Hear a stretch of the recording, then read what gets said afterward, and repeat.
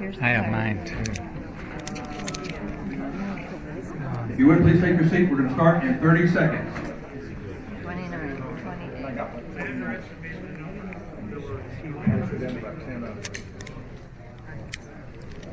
That's down for 150. 40 minutes. Yeah, okay. No. Okay. Supposed to be, but Ladies and gentlemen, it is my honor to bring up our next speaker, Mr. Jim Fetzer, who's going to be speaking on 10 books about JFK's wounds, for better or worse. There's none better to talk on this topic. I give you Jim Fetzer.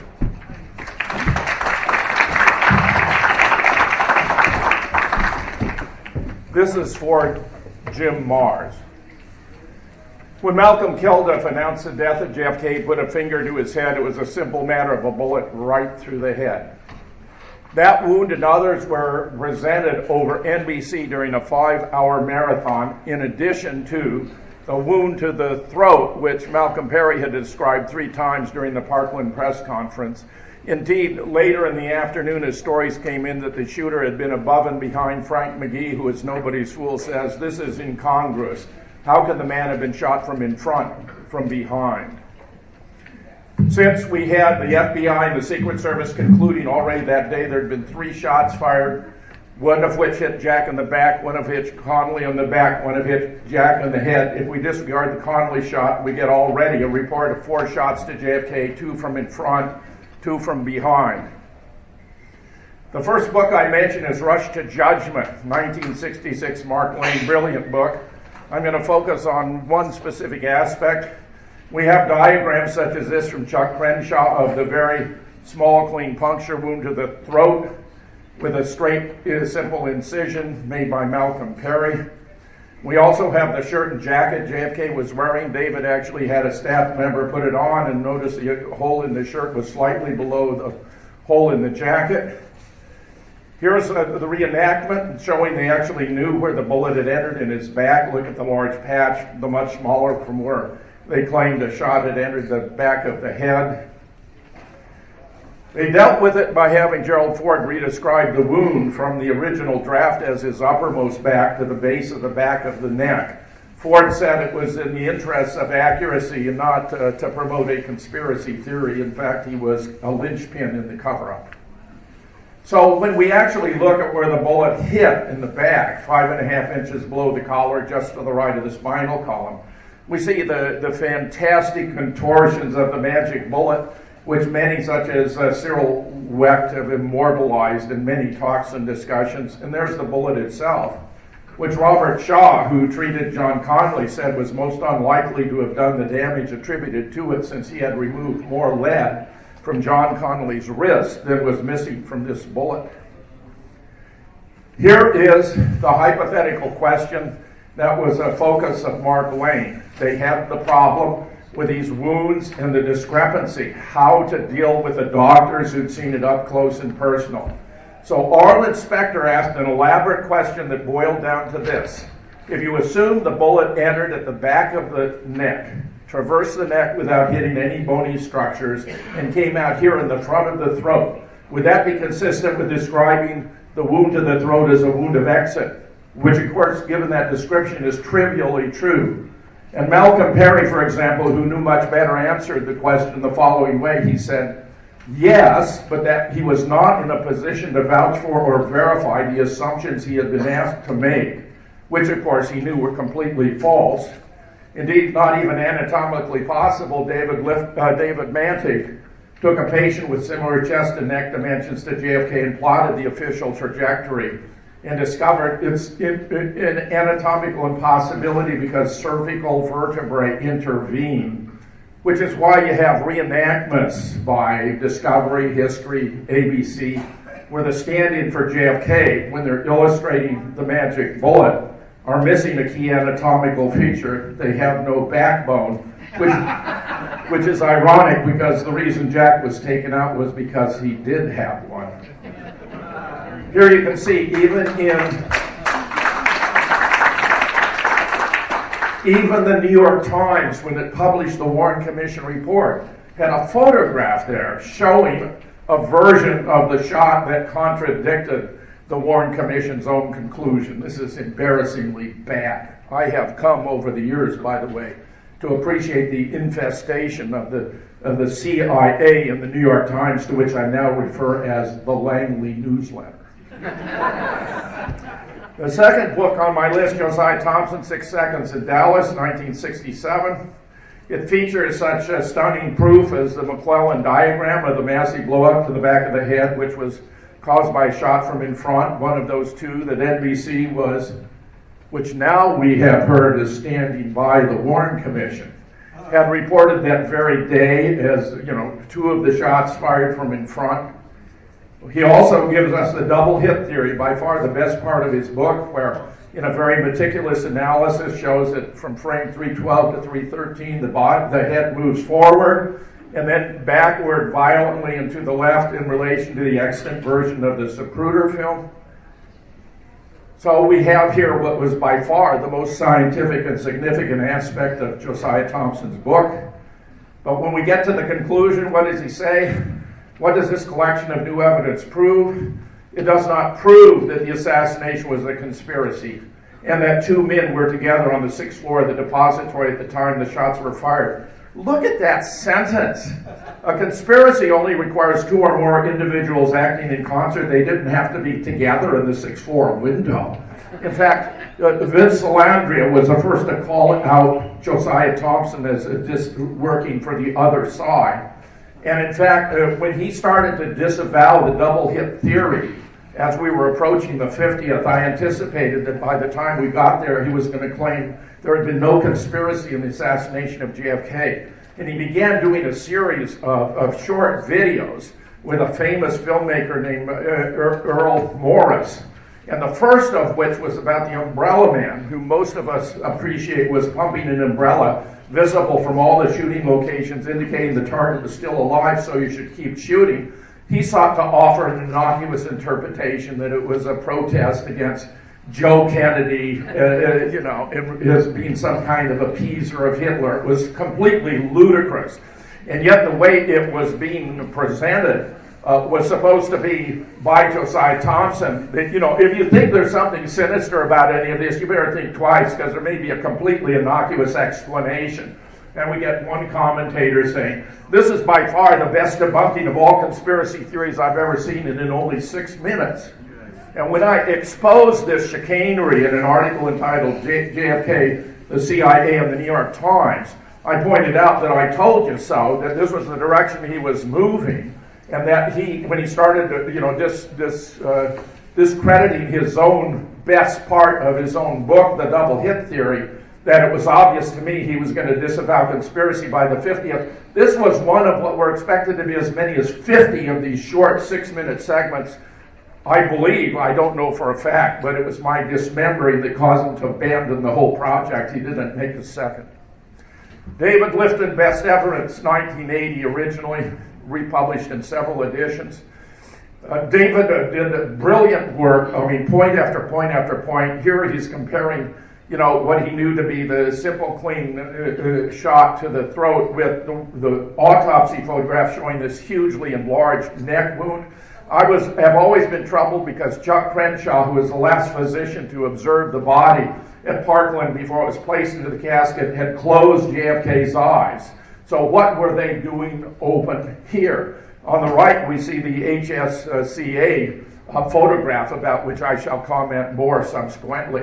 It turns out, by the way, that Commander Hughes called Bob Livingston, who had initially called him earlier in the day to say he heard reports about the shot to the throat, and from its description he knew it was a wound of entry, and therefore that Humes needed to be very careful in dissecting the neck, because, and this is so ironic, if he found any evidence of shots from behind, then they knew there would be a conspiracy. Humes later called him back and asked Bob Livingston, who was an expert on wound ballistics, having supervised an emergency medical hospital for Japanese and injured prisoners of war during the Battle of Okinawa, described to him, and Humes appears to have used the description provided by Bob Livingston to alter the wound to look like this. Here's a very interesting conversation about Dr. Perry, which Lifton reports. One doctor I didn't see in 1983 was Malcolm Perry, the man who performed the Dallas tracheostomy. Shortly after President Kennedy's body left Parkland, Dr. Perry held a news conference at which he stated 3 times the president was shot in the throat from the front. The wound was 3 to 5 millimeters, he told Humes the morning after the shooting. In 1966, Perry told me his incisive thought that it was around 2 to 3 centimeters. His incision through the wound was 2 to 3 centimeters. Researchers Robert Groden, a consultant to the House Assassinations Committee, was present at an unofficial, privately arranged meeting when Dr. Perry was shown an autopsy photograph clearly showing the throat wound. Dr. Perry looked at the picture, shook his head from side to side, and then from the condition that he not be quoted, gave his reaction. The trach was too large. It was not the trach he had made. He said the throat wound on the picture was larger, expanded, and that his was neater. Dr. Perry said the head wound was not the way he had remembered it either, and that the picture published in 6 Seconds in Dallas authorized by Dr. McClellan was much closer. Of Dr. Perry's reaction, Groden said, "It was one of the most vivid memories I have of this case. I knew it was important. It was historic." Groden first told me of the meeting with Perry shortly after it occurred. He honored Dr. Perry's confidence for many years, but has now given me permission to quote, when Dr. Perry said in 1979, because he's during a television program, Nova, that he sees no discrepancy between the trach that he made and the trach seen in the photograph. Here, Lifton was completely brilliant to simply read the autopsy report from Bethesda. And notice it gives in mathematical precision a description of an enormous wound to the back of the head, which you see here described. In fact, Lifton called a physician and described the wound without identifying the patient and asked what it sounded like to him. And the physician said, as though he'd been hit in the back of the head with an axe. Lifton also noticed shenanigans with the ambulance, because the body actually was offloaded at Andrews into a helicopter and taken to Walter Reed, where they removed fragments, and then in a black hearse brought it back to Bethesda, where the autopsy was already taking place when the huge entourage with Jackie Kennedy and the gray Navy ambulance pulled up. For Robert Groden, Killing of a President, 1994. Here's the famous Algins you've seen many times. Groden, fairly to my astonishment, denies there's a bullet hole in the windshield. This is right from his book, The Killing of a President, that it shows no signs of a bullet hole in the windshield. He instead gives a large photograph of this spider crack in the windshield, which was the third windshield. This was produced by the Secret Service. You can see it easily. I pointed this out many different times. Doug Wilden has a brilliant article about it in Murder in Dealey Plaza. Small white spiral nebula with a dark hole in the center. They took the vehicle back to Ford, completely rebuilt it on Monday, the day of the formal state's funeral, which had a clean windshield installed. The official replaced it, confirmed it had a through-and-through bullet hole. Then they replaced it with that spider crack.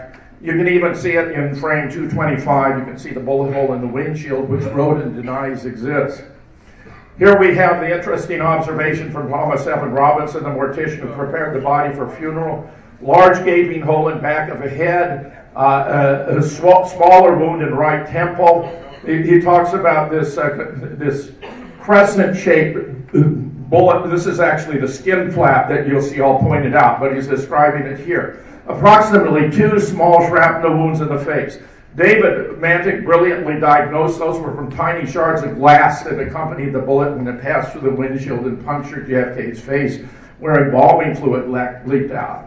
Groden properly describes many, many witnesses to the actual location of the back of the head wound.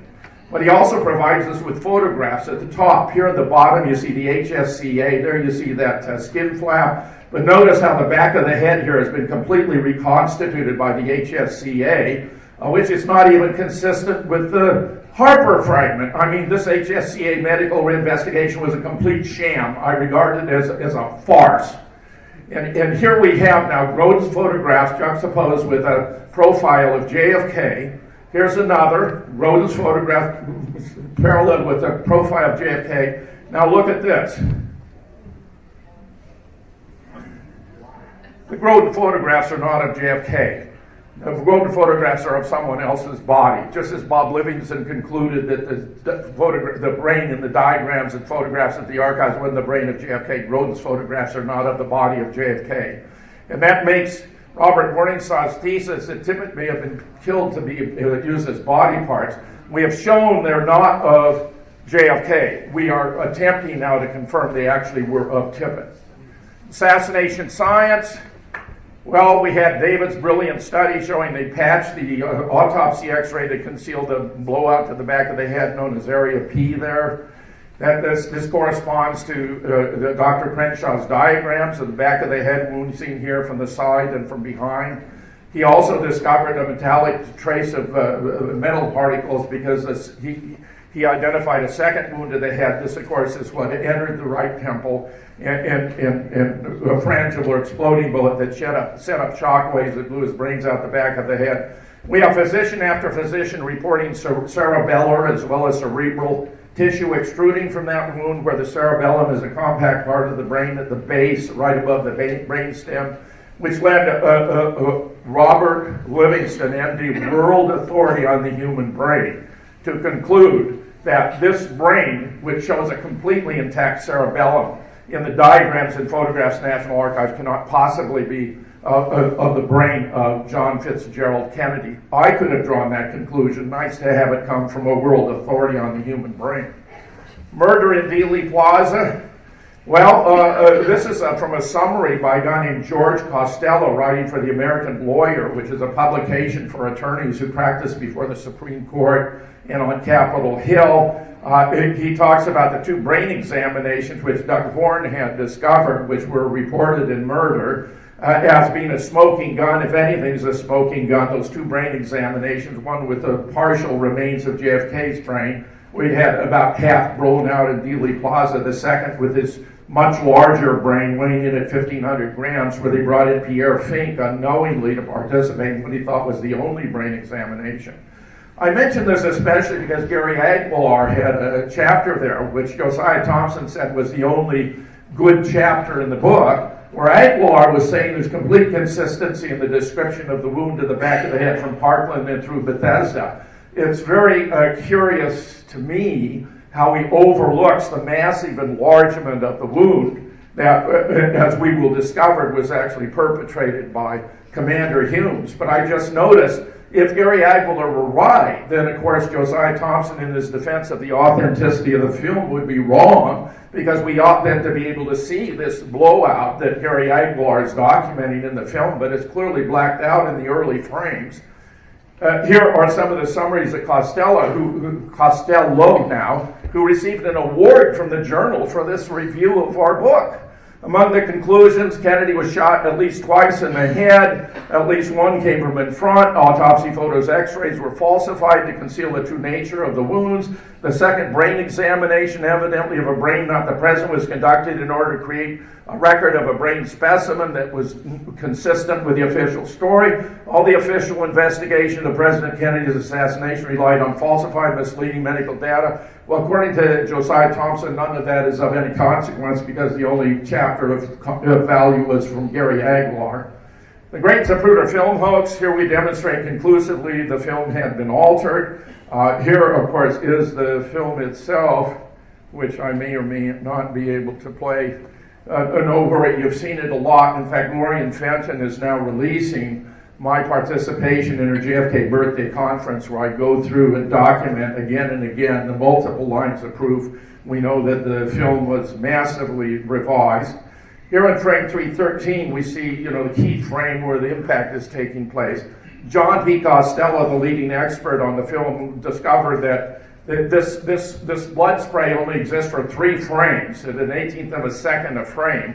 And that when you break it down into the red, green, and blue hues, you can see that they're measured by computer in a graph, showing that the spray disappears within 3 frames or 1/6 of a second, which is a physical impossibility. Indeed, it was actually painted into the film. Here we have my discovery that at frame 374, you can actually see the blowout at the back of the head. It's that gray matter. You can see the pinkish extension there. That's that skull flap that popped outwards. Here you see a contrast between other frames. Look at the left, for example. You see where it's been blacked out. Well, in this authentic film, if we are to believe Josiah Thompson, who says this is the closest thing to absolute truth we have with the assassination. But look at frame 374, and here is a comparison with David Mantick's identification of area P for patch. Very close proximity, given JFK has still hair on his head, which is blocking out part of it, but obviously we're talking about the same wound. Take a look at this. For those who haven't appreciated the enormity of the deception, they took the Stemmons freeway sign out and then put it back in, but they put it back in the wrong place. So, John has multiple lines of proof where he regards the film as 98% perfectly done, but that other 2% gives it away. Then we have Doug Horn inside the ARRB, published in 2009 in 5 volumes. It's a stunning piece of work that confirms so much of the earlier research on the medical evidence. What I want to focus on here is the Boswell diagram, where he drew a sketch at the autopsy sometime after 8 p.m. showing a much larger wound, about 5 times larger, which indicated virtually all the bone at the top of the head was missing.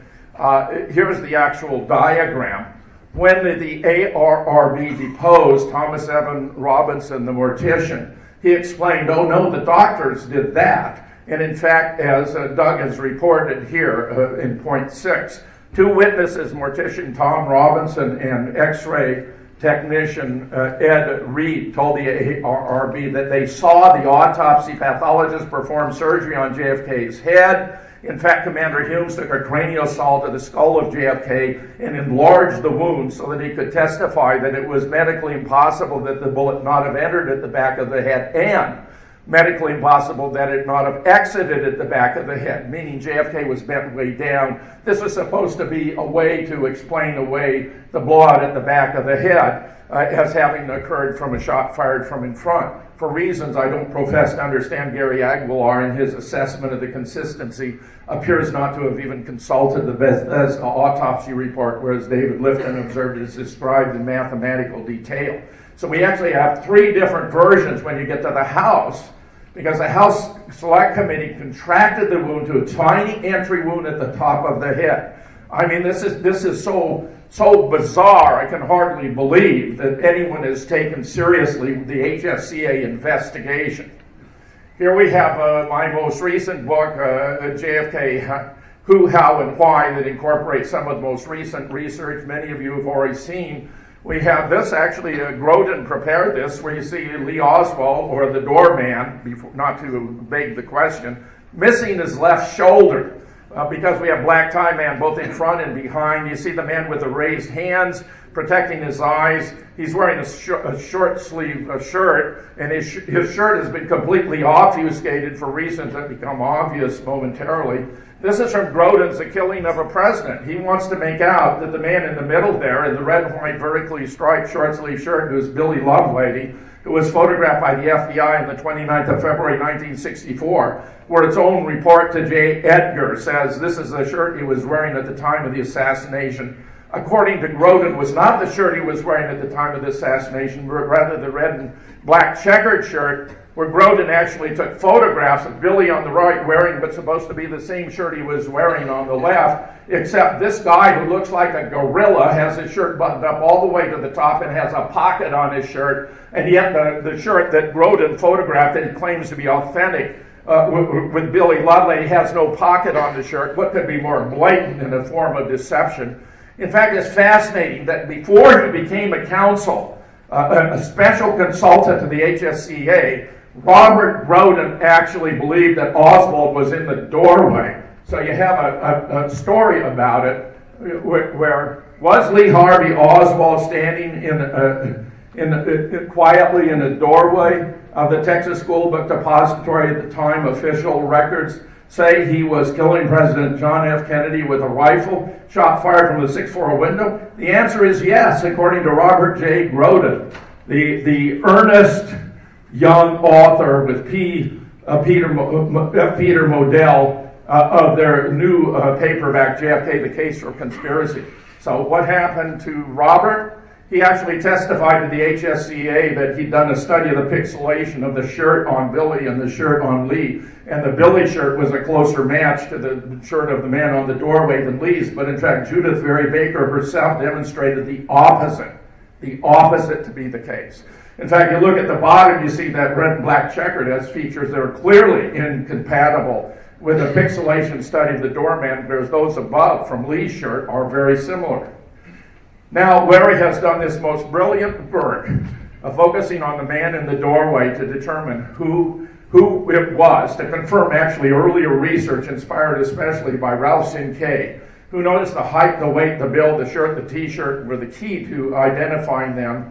Here's a Larry study that ought to have been presented during the mock trial that leaves no doubt about it, I am convinced. Had Larry been allowed to testify, they would have had 5 minutes of deliberation and completely acquitted Lee Oswald. Larry, here's a comparison between Lee, how he fits exactly the features in the Algins, and Billy, how he fails to fit the features in the Algins. And Larry has gone further because he's identified the man with his hands raised as having been Billy. And indeed, the reason they obfuscated the shirt is because that red and white vertically striped shirt would have been so very conspicuous, just as he has shown here, where Larry has given a rendition of what it ought to have looked like. All of this could have been presented during the mock trial. It would have been decisive, and we have even yet more proof that Lee was framed.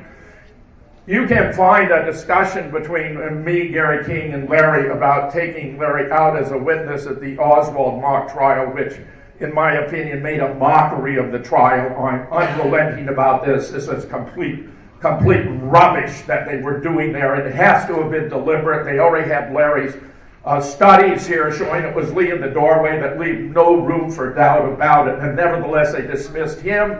And even when an alternative candidate was recommended to give the testimony, they never responded, didn't allow it to happen. Obviously, an effort to sabotage the trial.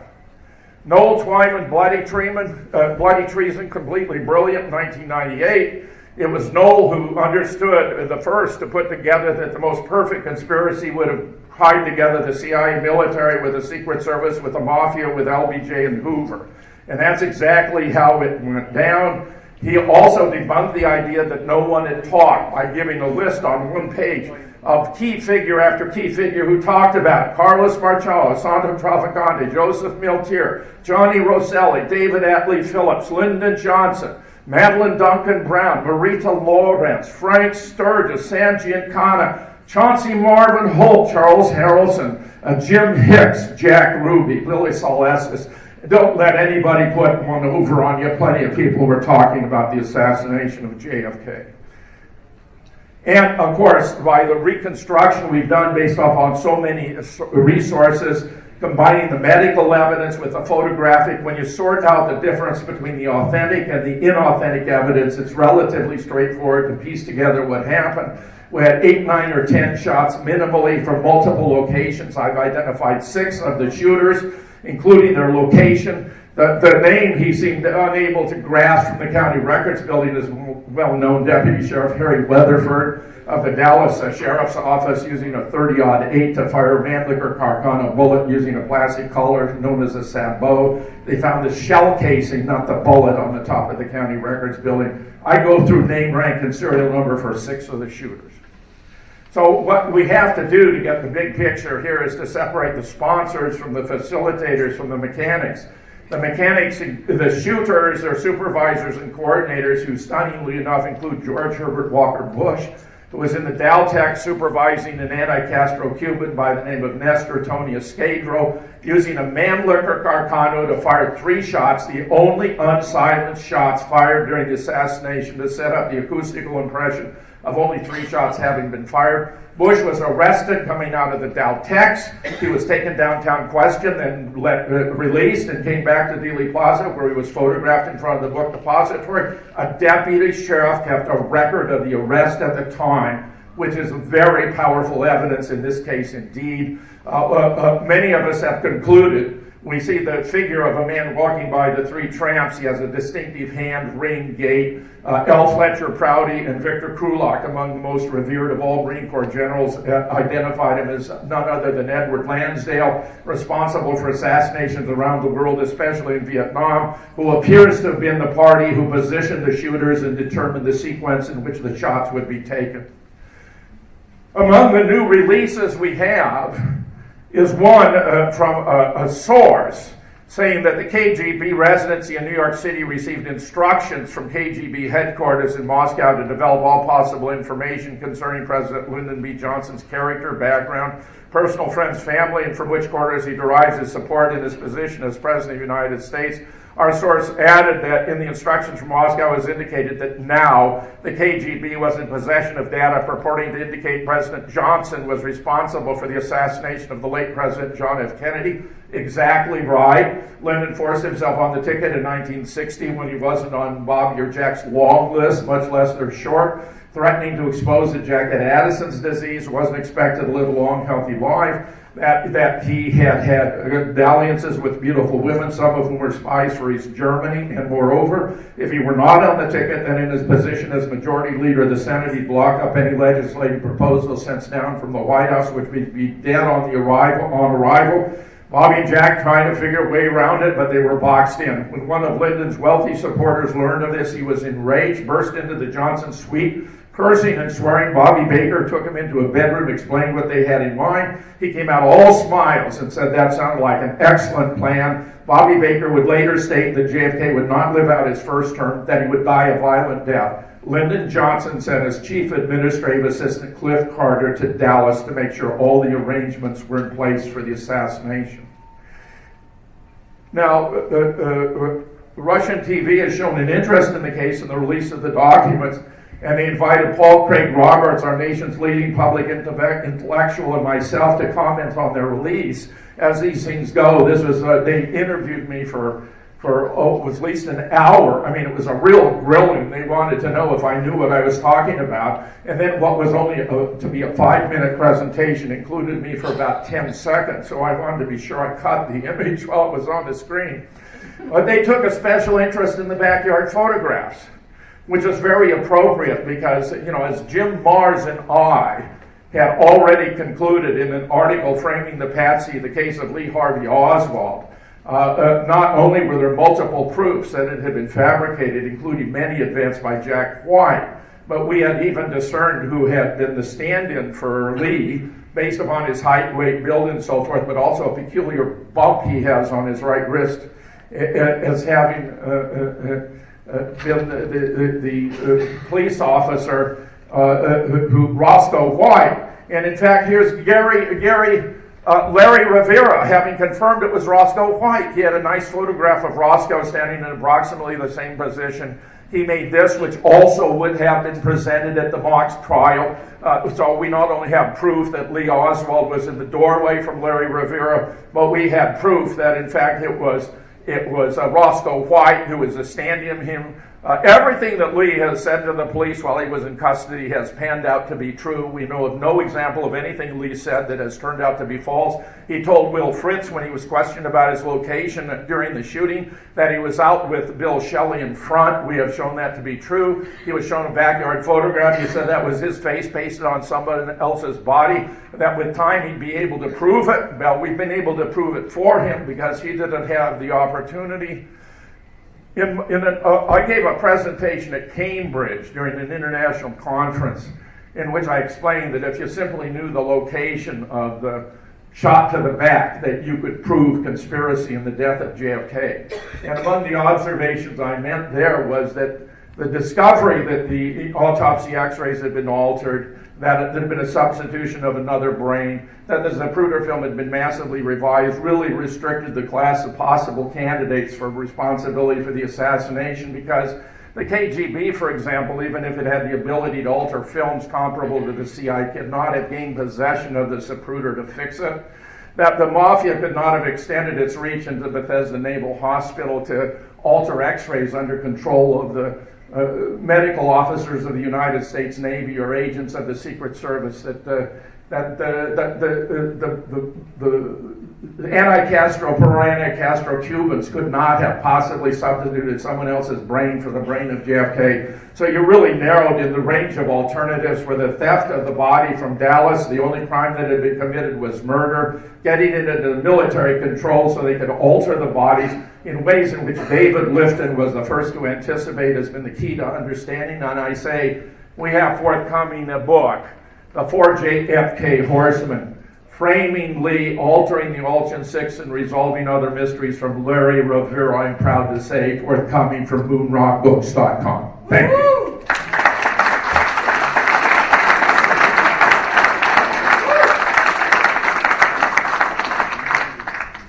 And I'll be pleased to take any questions in whatever time remains. We've got 5 minutes, Jim.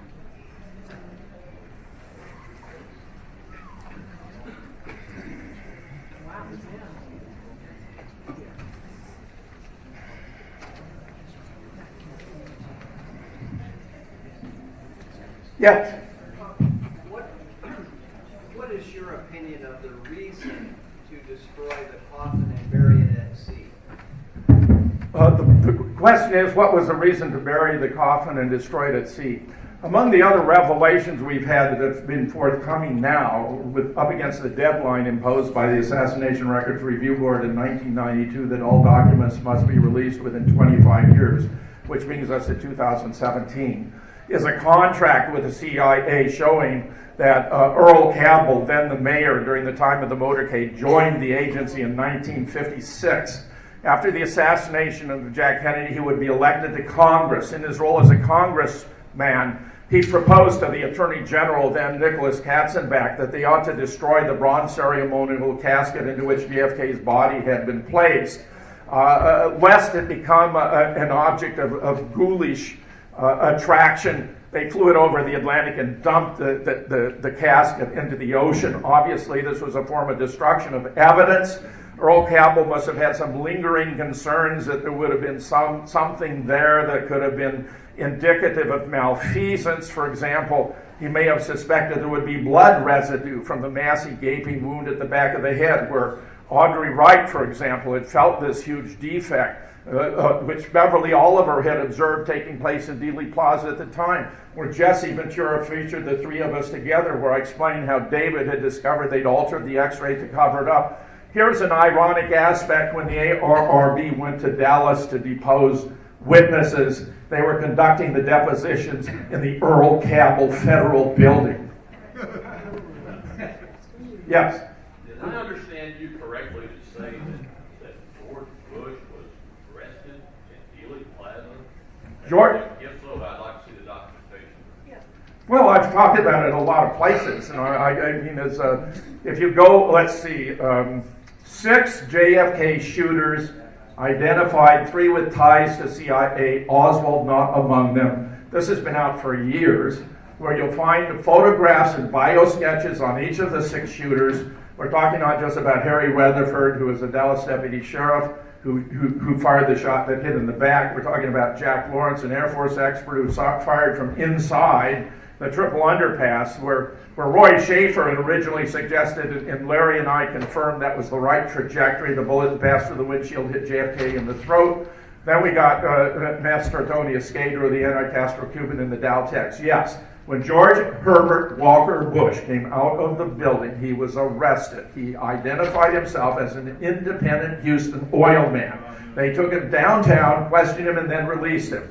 In Jesse Curry's JFK assassination file, I may have been the first to notice that this fellow in front of the book depository had the right height, weight, build, head slightly tilted forward, hands in the pocket, then it was George Herbert Walker Bush. I mentioned previously we had the photograph of Ed Lansdale walking past the 3 tramps. We have another photograph where Ed Lansdale is waiting to speak to George Herbert Walker Bush. A Dallas deputy sheriff kept a record of the arrest when it took place, which is our most tangible evidence. You'll find it cited there. 6 JFK shooters ID, 3 with ties to CIA, Oswald not among them. When Bush was made the director of the agency, it was claimed it was the first time a civilian, but it was nonsense. He'd actually supervised the Bay of Pigs, which was codenamed Operation Zapata. The family drilling company was Zapata. I believe had it been a success, they'd have had the right for drilling all over the Caribbean basin. Rechristened one boat right before as Houston, another boat right before as Barbara, just as he did as a pilot. He had a long and sordid history with the CIA. He was also a member of the OSS during World War II, and my Aunt Ruby, who worked for Arnold Thornton, was a member of the OSS when my father became CIA. In the documents released, he said he could never remember where he was that weekend. The documents released recently, there's a letter stating that George Bush Sr. was staying at a certain hotel in downtown Dallas and would depart and leave on November 23rd. Thank you. Excellent. Yes. You know, I've got to read many books about this assassination, and two of the very best I've ever read were by Leroy Fletcher Prouty, and I'm wondering why those books didn't make your list. They're really good, kind of inside information. Well, look, Vincent Bugliosi himself wrote a 1,500-page tome called Reclaiming History in an attempt to resurrect the Warren Commission. Had to grudgingly acknowledge that mine were the only three exclusively scientific books ever published on the assassination. The foundation of my work has been to bring together the best experts on the medical evidence and work outward from there. We reconstructed the case from the ground up. We sorted out the authentic from the inauthentic. I'm a huge fan of Fletcher Prouty, but mind you, he wasn't writing books about the wounds. He was talking about the politics and the general circumstances. If you recall, the heading of this was 10 books about JFK's wounds, for better or for worse, where I'm seeking to show how false leads were planted by those who are traitors to seeking the truth about the death of our 35th president. I admire Fletcher Prouty. This is not the 10 best. This is not the 10 best books on JFK. These are the 10 I regard as the most important to understand the case from the ground up. My time is up. I want to thank you all. Just terrific. You're a great audience. Ladies and gentlemen, Dr. Jim Fetzer.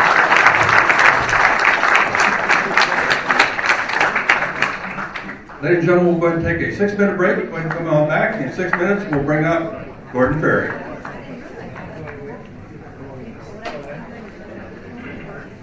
Nice.